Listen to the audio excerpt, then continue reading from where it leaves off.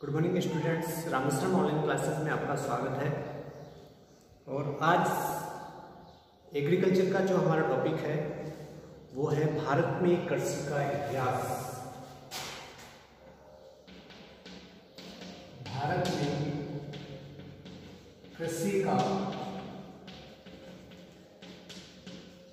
इतिहास।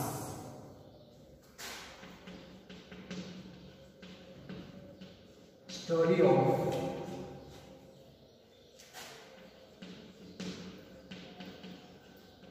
Agriculture in India. कृषि के इतिहास की अगर बात करें तो ईसा पूर्व से ही कृषि का जो इतिहास है वो कृषि यंत्रों के साथ साथ पालतू पशु व दुधारू पशुओं से भी मिलता है। इसका जो विस्तृत अध्ययन है वो अपने को मिलता है डॉक्टर एम.एस. रंधावा की पुस्तक है। Doctor M S. रंधावा इनके द्वारा जो पुस्तक लिखी गई है इसका नाम है भारत में कृषि का इतिहास। भारत में कृषि का इतिहास, story of agriculture in India. Doctor M S. Randhawa के द्वारा जो पुस्तक लिखी गई है भारत में कृषि का इतिहास, इसके अंदर इनका विस्तृत अध्ययन जो है वो अपने को मिलता है। भारत में कृषि के इतिहास की अगर बात करें तो प्राचीन समय से ही कृषि की जा रही है। इनकी कुछ प्रमाण अपने को कुछ सभ्यताओं से, जैसे हड़प्पा सभ्यता है, मोहनजोदड़ो है, इन सभ्यताओं के अंदर कृषि के कुछ अवशेष मिले हैं, जैसे कृषि यंत्र है, हल वगैरह। इसके अलावा चावल की खेती के अवशेष उन सभ्यताओं के अंदर मिले हैं। इससे ये स्पष्ट होता है कि जो कृषि है वो काफी समय से ही की जा रही है। लेकिन यदि अपन कुछ दशकों पहले की अपन बात करें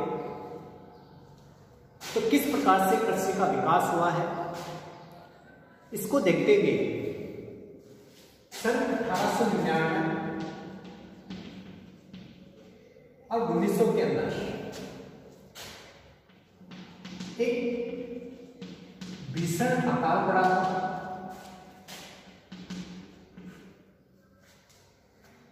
और इस अकाल की त्रासदी को देखते हुए तत्कालीन ब्रिटिश वायसरॉय लॉर्ड कल्जर ने 1904 के अंदर, सन 1904 में भारतीय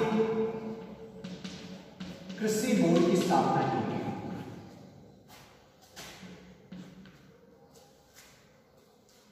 यानी इस अकाल के त्रासदी को देखते हुए खाद्यान्न की जो उपलब्धता है उसको बढ़ाने के लिए 1904 के अंदर भारतीय कृषि बोर्ड की जो स्थापना है वो की गई,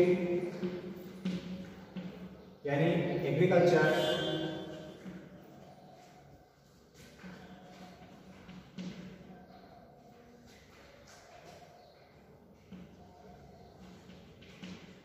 board of India.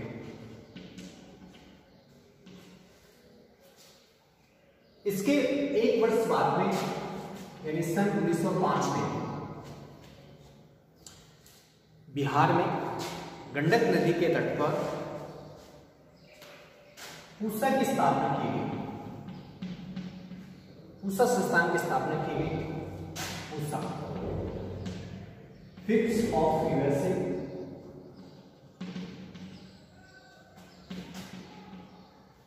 Phipps of USA, इसका फुल फॉर्म है फिप्स ऑफ यूएसए। पूसा संस्थान यानी पूसा इसका पूरा नाम है PUSA, शिप्स ऑफ यूएसए। इस संस्थान की स्थापना सन 1905 के अंदर बिहार के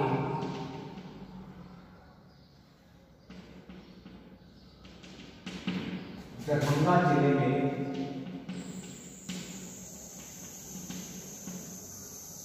गंडक नदी के तट पर। केवल क्वेश्चन पूछा जाता है सन 1904 के अंदर भारतीय कृषि बोर्ड की स्थापना हुई। 1905 के अंदर पूसा संस्थान की स्थापना हुई। कई बार जैसे जेट आईसीआर के अंदर क्वेश्चन पूछा जाता है कि भारतीय कृषि बोर्ड की स्थापना कब की गई, तो आपका आंसर होगा 1904 के अंदर। यदि आपसे पूछ लिया जाए पूसा संस्थान की स्थापना कब की गई, 1905 के अंदर, और कहाँ की गई, तो आपका आंसर होगा बिहार के दरभंगा जिले के गंडक नदी के तट पर। इसके बाद में ये संस्था, इसके बाद में 1911 में इस संस्था का नाम रखा गया imperial institute of agricultural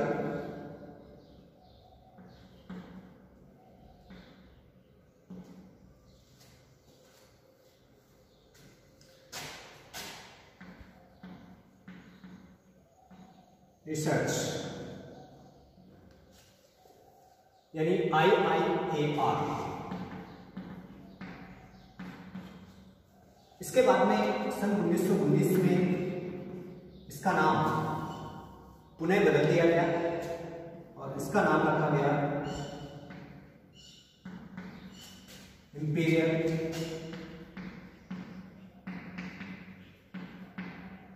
agriculture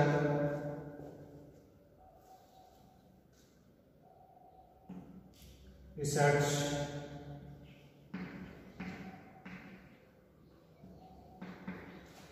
institute.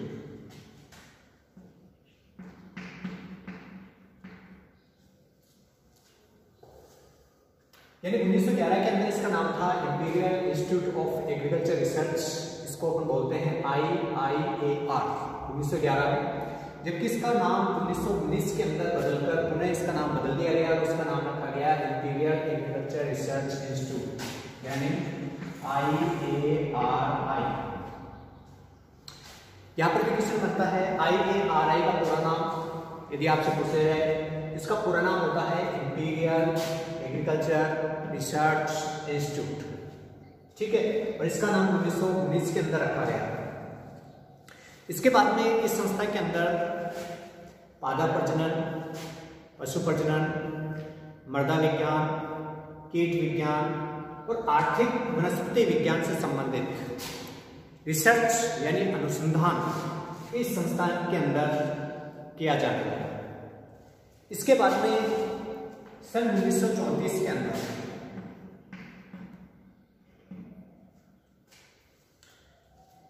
एक भूकंप आया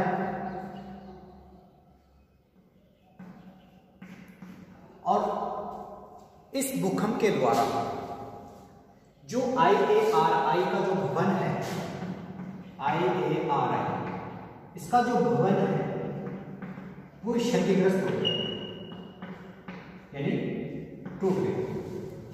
क्षतिग्रस्त होने से इसका जो कार्य है वो प्रभावित हुआ और उसके बाद में 7 नवंबर 1936 को 7 नवंबर 1936 को इसे नई दिल्ली स्थानांतरित किया गया।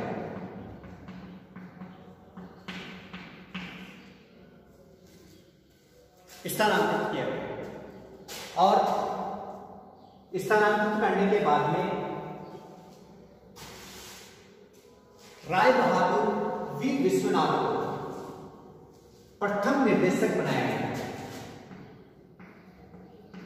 प्रथम निर्देशक राय बहादुर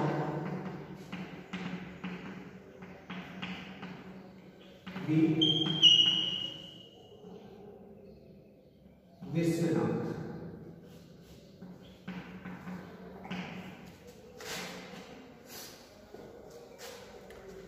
यहां पर भी क्वेश्चन बनते हैं। यदि आपसे पूछ लिया जाए कि जो ICR है उसको नई दिल्ली कब और क्यों स्थानांतरित किया गया, तो इसका आंसर होगा कब किया गया, 7 नवंबर 1936 को। क्यों किया गया, क्योंकि 1934 के अंदर जो भूकंप आया, भूकंप के चलते इसका जो भवन है वो क्षतिग्रस्त हो गया और क्षतिग्रस्त होने से इसको 7 नवंबर 1936 को नई दिल्ली स्थानांतरित किया गया और वहां पर प्रथम निदेशक के तौर पर जो मृदा वैज्ञानिक है राय बहादुर वीर विश्वनाथ, इसको प्रथम निदेशक बनाया गया। तो यदि आपसे पूछ लिया जाए जैसे 1904 के अंदर यदि अपन कृषि के इतिहास की बात करें, तो यदि आपसे पूछ लिया जाए MS रंधावा के द्वारा जो लिखित पुस्तक का नाम क्या है, इसका नाम है भारत में कृषि का इतिहास। और इसी के अंदर जो है वो अपने को कृषि के इतिहास का जो अध्ययन है वो देखने को मिलता है। 1904 के अंदर भारतीय कृषि बोर्ड की स्थापना की गई। 1905 के अंदर पूसा संस्थान की स्थापना की गई। ये भी आपसे पूछा जाता है कि पूसा संस्थान की स्थापना कब और कहाँ की गई, तो 1904 के अंदर बिहार के दरभंगा जिले के अंदर गंडक नदी के तट के ऊपर इसकी स्थापना पूसा संस्थान के तौर पर, यानी प्रथम प्रयोगशाला के तौर पर पूसा संस्थान के तौर पर इसकी स्थापना की गई। इसके बाद में यानी पूसा संस्थान की जो फुल फॉर्म है वो फिफ्थ ऑफ USA है। 1911 के अंदर इसका नाम imperial institute of agriculture research यानी IIAR रखा गया, जबकि 1919 के अंदर इसका नाम बदलकर इंपीरियल एग्रीकल्चर रिसर्च इंस्टीट्यूट यानी IARI रखा गया। आज इसको भारतीय कृषि अनुसंधान संस्थान के तौर पर इसको जाना जाता है, यानी इंपीरियल की जगह भारतीय कर दिया गया है, यानी भारतीय यानी इंडियन एग्रीकल्चर रिसर्च इंस्टीट्यूट, यानी इसका भी शॉर्ट नाम IARI ही होगा। ठीक है, यानी इंपीरियल में भी I है और इंडियन में भी क्या है, I है। इसका नाम चेंज नहीं है, केवल भारतीय कृषि अनुसंधान संस्थान इसका नाम रखा गया। उसके बाद में 1934 के अंदर भीषण भूकंप के कारण जो IARI है उसका भवन क्षतिग्रस्त हो गया और उसे 7 नवंबर 1936 को नई दिल्ली स्थानांतरित किया गया और प्रथम निदेशक के तौर पर जो है वो राय बहादुर वीर विश्वनाथ को बनाया गया।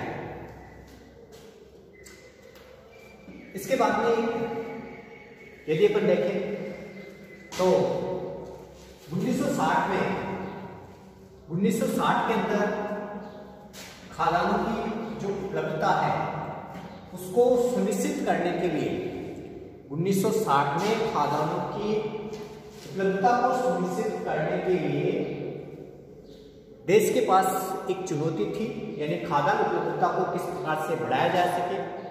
इसको देखते हुए तत्कालीन भारतीय कृषि अनुसंधान परिषद यानी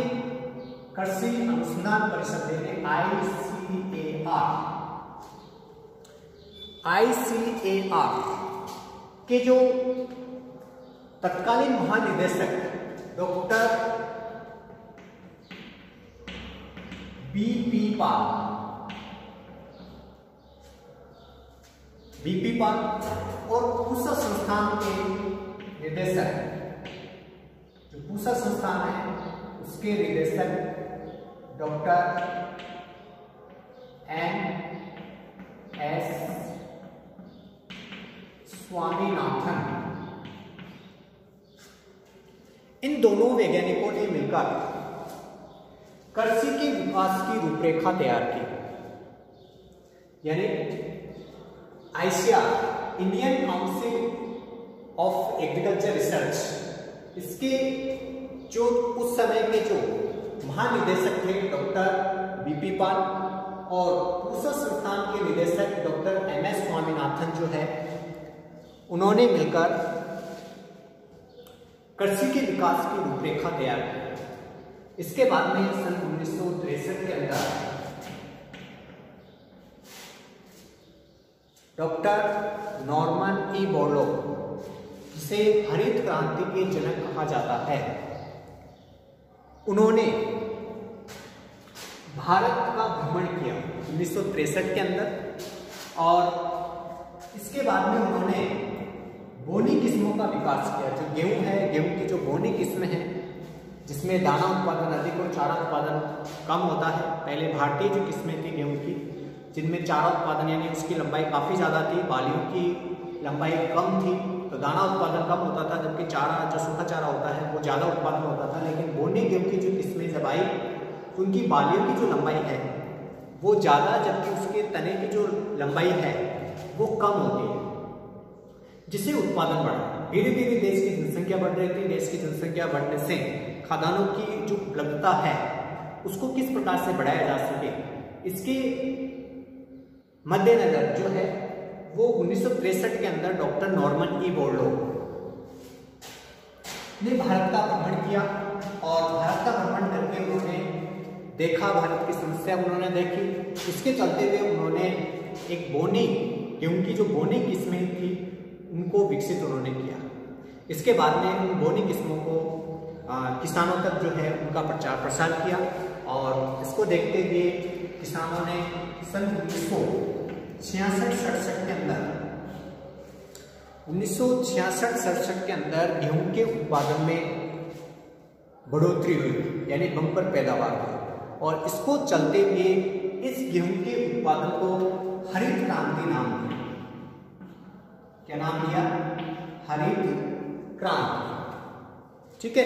यदि आपसे पूछा जाए कि हरित क्रांति भारत में कब लाएगी, यानी 1966-67 के अंदर, 1966-67 के अंदर हरित क्रांति का सूत्रपात हुआ। अब यहाँ पर यदि आपसे पूछ लिया जाए कि हरित क्रांति के जनक, ठीक है, तो विश्व में हरित क्रांति के जो जनक है वो है doctor Norman E Borlaug.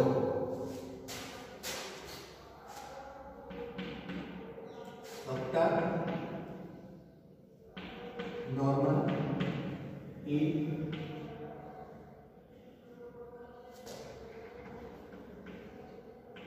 Borlaug. Doctor Norman E Borlaug हरित क्रांति के जनक कहलाते हैं विश्व में, और भारत में हरित क्रांति के जनक की अगर बात करें तो वो है डॉक्टर एम.एस. स्वामीनाथन। भारतीय हरित क्रांति के जनक डॉक्टर एम.एस. स्वामीनाथन, जबकि विश्व में कौन है? Doctor Norman E Borlaug. ठीक है। उसके बाद में सन 1966-67 के अंदर हरित क्रांति का सूत्रपात हुआ, और जिससे खाद्यान्न जो उपलब्धता है वो काफी ज्यादा बढ़ गई।